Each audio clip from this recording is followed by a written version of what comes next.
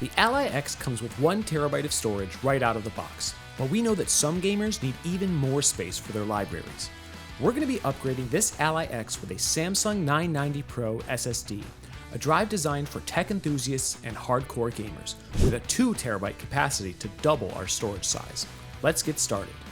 Place your Ally X on a soft surface, face down.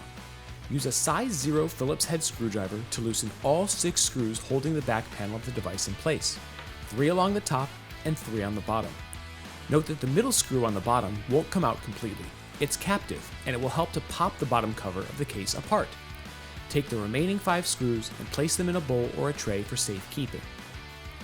At this point, the case should have popped itself apart, but if it hasn't, take a guitar pick or other plastic tool to gently try and release the clips around the edge of the chassis. Then remove the back panel slowly and carefully, since there is a ribbon cable attached on the inside.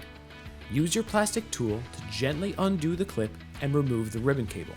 Then place the rear cover off to the side. Now that we're inside the device, it's time to address that storage drive. The SSD is mounted right in the middle of the motherboard, right above the battery. Use the same screwdriver to remove the SSD retention screw. You may need to gently nudge the battery cable out of the way, then remove the SSD from its cradle. Place your new SSD in the slot diagonally, then press the end down and lock it in place with its retention screw. Gently reattach the ribbon cable, depress the locking tab, and place the back panel back on your Ally X. Reattach the 6 screws on the rear of the chassis, and you're done with the physical process.